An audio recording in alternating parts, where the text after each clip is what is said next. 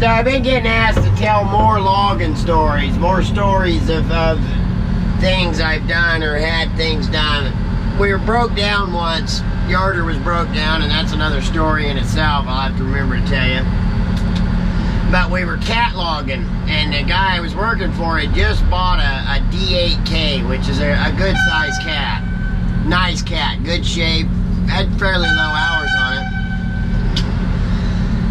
Well, we were down on this flat, and they were skidding him out probably quarter mile, maybe close to a half a mile, quite a ways.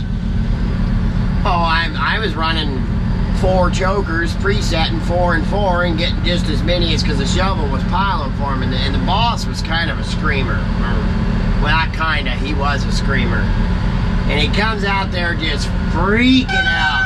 That's a D8K, and it's the same speed whether you got 1 log or 100 logs. So he says, you put just as many logs, or you set every choker we have up here every turn. Okay. So they brought a bunch of more chokers down to me, and I started setting chokers, and my brother was running cat. He took off at that turn, and he come back. By the time he come back, I had like 14 chokers set, and we started stringing them on there, and it took almost 51 minutes for him to get what was just taking him about 10-15 minutes, because I had 63 tree length furs, all of them about 22-24 inch on the butt, and he couldn't pull it. He had to have to run out to the end of his winch line and then winch it, run out to the end of his winch line and winch it. And then there comes the boss again, out of the loader, screaming, and I'm like, you told me to set every choker that we had up here. And I knew better than that, but since I just got yelled at, I was kind of being a smart ass about it, so that was kind of funny. He wasn't real excited with me about that. And let's see, more stories. God, there's been so many things.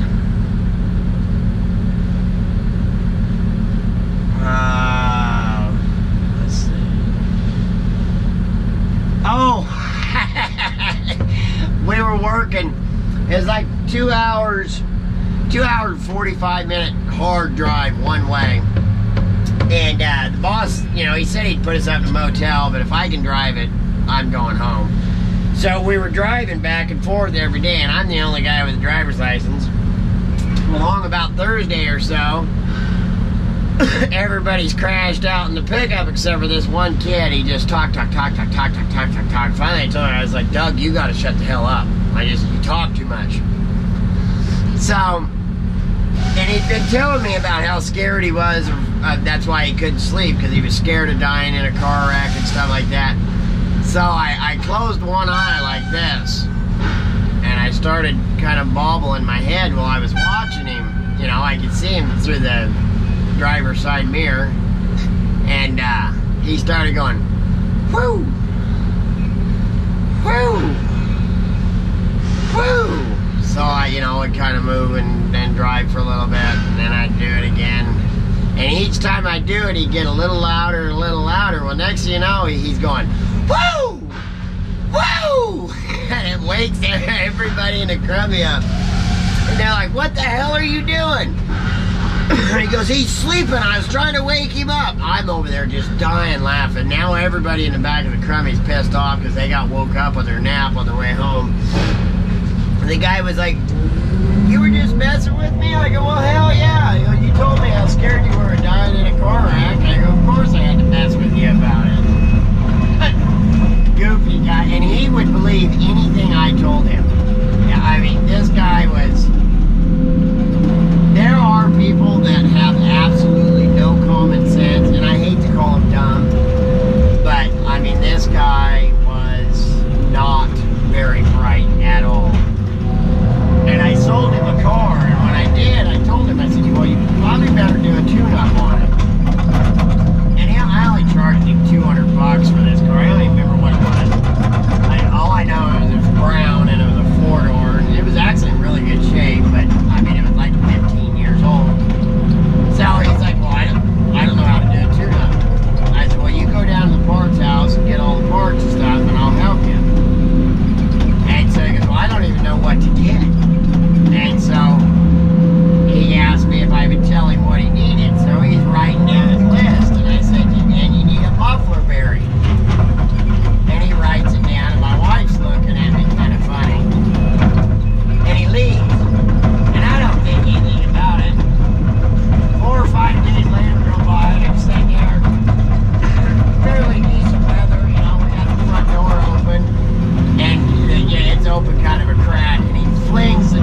open and the look on his face, I knew immediately. And he's like, I went down to the parts house. I went down to the parts house and told him, you know, I gave him this list and I told him I needed a muffler bearing. And he goes, I actually argued with the guy because the guy was like, don't you mean an exhaust, don't it? And he ended up, this kid, like I said, he would absolutely believe everything I told him. He believed me so much that he told the guy working behind the counter, he said, can you go get somebody that's got more experience behind the counter that can get me the parts set? What? So he goes and gets this old guy, and the old guy comes out and tells him, and then the younger kid, you know, didn't realize that somebody was messing with him, and the older guy goes, hey, I think somebody's yanking your chain because there is no such thing as a muffler bearing. Oh man, he was upset with me. That was great. Oh, duh. I mean, this guy he was not very bright at all. He was a hard worker though, and he tried and he tried, and he wanted to be a logger so bad. And I gave him so many chances. I mean, there was times I should have fired that guy. And my dad was running shovel, and my dad is not very forgiving at all. And my dad was actually, oh, he'll be fine, you know. And it really helped the guy because he really, really tried. Well, I had the oldest crummy, the company I worked for, I had the oldest crummy in the fleet because it was the original 94 Ford with the 7.3 in it. It was still a powerhouse.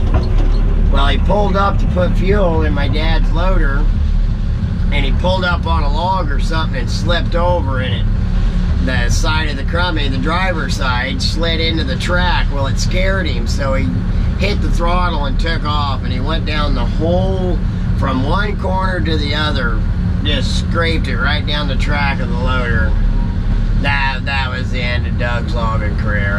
I couldn't take anymore. You scratch my crummy, you're done. So Broken choker bell. if I think of more stories, I'll let you guys know. Stay safe, get along.